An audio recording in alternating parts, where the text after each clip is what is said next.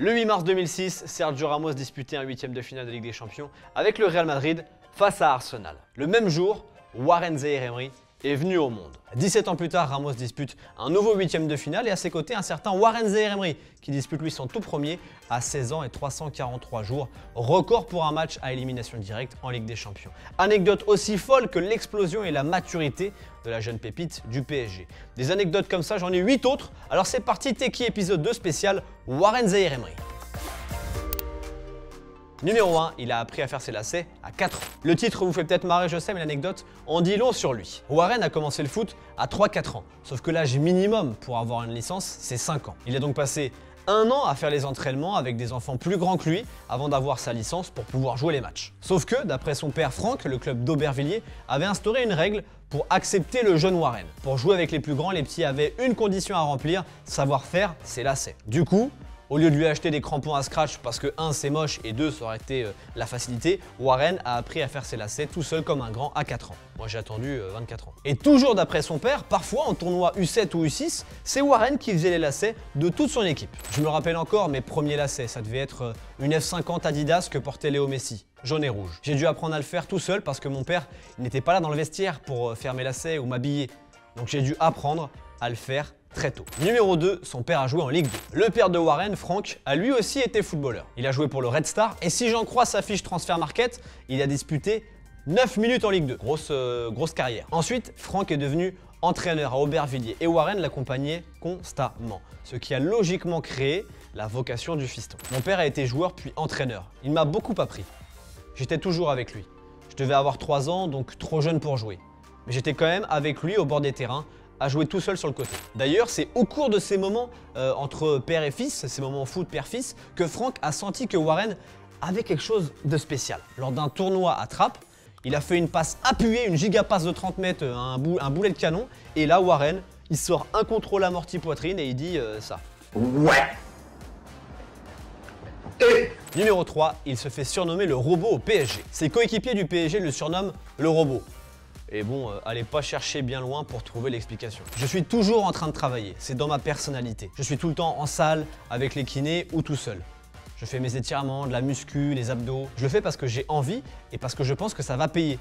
Si je travaille plus que les autres, je me dis que je vais mieux réussir. D'ailleurs, anecdote, en centre de préformation du PSG, le club prêtait des rouleaux de massage et les récupérait en fin de saison. Le seul que le club n'a pas pu récupérer car le rouleau était complètement mort, c'était le sien. De façon générale, Zaïre-Emery fait attention à son hygiène de vie, alimentation, sommeil, etc. etc. D'après son père, si un soir, la famille décide de s'envoyer un giga McDo, Warren demandera une salade. Bon après c'est sûr que son père il va pas dire en interview non mais Warren il sait se détendre, quand on fait un McDo il envoie un Big Tasty et puis une boîte de vin. Il va pas dire ça son père. Numéro 4, le foot de rue l'a rendu surdoué. Warren Zaïre-Emery a mangé du foot matin, midi et soir.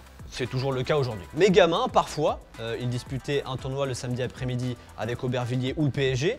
Et en rentrant à la maison, il laissait ses affaires à son père et restait en bas à jouer avec ses potes. Franck Emery, son père, a même raconté qu'une fois, il est allé le chercher en bas de l'immeuble pensant le trouver.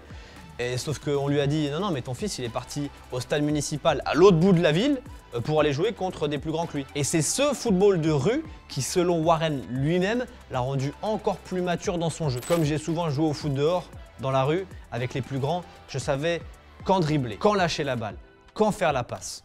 Je pense que le foot de rue m'a beaucoup servi dans le foot en club. Ça m'a permis d'adapter mon jeu et de progresser. Numéro 5, Guardiola était prêt à lâcher Bernardo Silva pour lui. Bernardo Silva était l'une des priorités du PSG au mercato estival 2023. Mais le Portugais est l'une des rares cibles que le club parisien a manqué. Sinon, le reste, ils ont quasiment eu tout le monde. Sauf que Bernardo Silva aurait pu prendre la direction du Parc des Princes si Nasser El Khelaifi l'avait vraiment voulu. Mais quand je dis vraiment, c'est vraiment. À une condition, céder Warren Zaïre-Emery à Manchester City. Selon RMC Sport, Pep Guardiola voulait à tout prix signer le milieu du PSG, quitte à inclure ce bon vieux Bernardo dans l'échange. Ils veulent Bernardo? Ok, mais donnez-nous Warren. Chose que Nasser a immédiatement refusé. Il a pris le téléphone et puis il a raccroché. Numéro 6, il rêve de faire sa carrière au PSG. Et ça tombe bien que Nasser ait mis un gros stop à City parce que Warren, il aimerait bien faire toute sa carrière au PSG. Mon rêve, c'était de jouer au PSG, de faire toute ma carrière au PSG et de gagner tous les trophées possibles. Est-ce que c'est possible que je fasse toute ma carrière à Paris?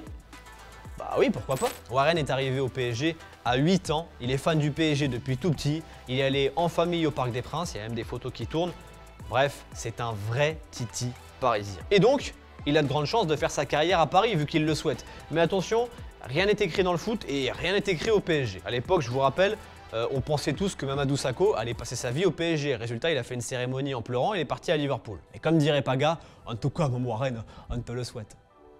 L'imitation est catastrophique. Je sais. Numéro 7, il passe le bac STMG entre 2 matchs. Le 1er février 2023, Warren Zaïre-Emery a marqué 2 fois dans la même soirée. Un but et l'histoire de son club. Contre Montpellier, il est devenu le plus jeune joueur à marquer pour le PSG à 16 ans et 330 jours. C'est Bartholoméu Ogbéché qui détenait ce record depuis plus de 20 ans avec un but inscrit à Nantes à seulement 17 ans et 55 jours au PSG. Et Warren a marqué ce but dans un contexte particulier.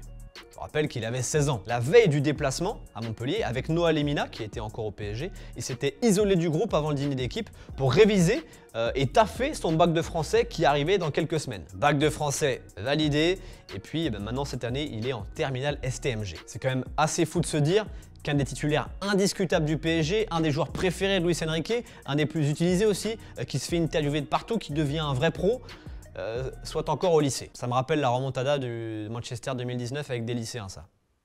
Mais c'est un contexte qui ne le gêne pas aujourd'hui, car les cours sont adaptés en fonction de sa vie de joueur pro. Alors qu'avant, de ses 8 à ses 12 ans, il envoyait des journées de fou furieux pour un enfant. Des journées d'ouvrier presque. Pendant 4 ans, Warren prenait la route de l'école vers le camp des loges à 16 h. Il arrivait à Saint-Germain à 17 h, après 1 heure de route. Je peux vous dire qu'à Saint-Ger, ça bouge le soir. De 17 h à 18 h, lui et son père faisaient les devoirs sur le parking, puis entraînement à 18 h, et après encore 1 heure de route pour rentrer à la maison à 21 h le soir. À 8 ans, c'est costaud. Du coup, à 12 ans, la famille a décidé de le faire intégrer l'internat et le centre de préformation du PSG pour qu'il puisse continuer à grandir plus sereinement. C'était dur de quitter la famille, mais c'était nécessaire. Numéro 8, un modèle de précocité. D'ailleurs, il avait aussi un rythme salé le week-end. Le mec, il arrêtait jamais. Avec Aubervilliers, sur un même tournoi, sur un même week-end, il pouvait jouer avec la catégorie U7 le samedi et la catégorie U6 le dimanche, parce que c'était un U6. Ça créait d'ailleurs des soucis avec certains entraîneurs qui portaient réclamation en le voyant jouer avec les U6, alors qu'ils le prenaient soit pour un U8 ou un U7. En résumé, Zaïre-Emery a toujours eu un temps d'avance dans toutes les étapes de son parcours. Et encore aujourd'hui, il est entré en centre de préformation du PSG à 12 ans au lieu de 13, parce que le PSG recrute à partir de 13. Et il a aussi battu des records chez les pros. Plus jeune buteur de l'histoire du PSG,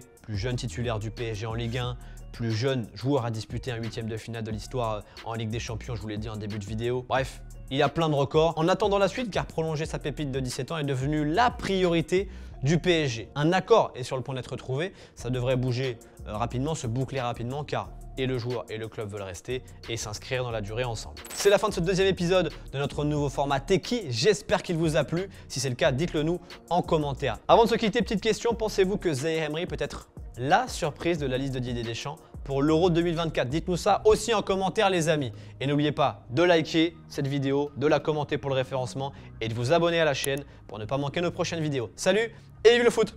Ciao!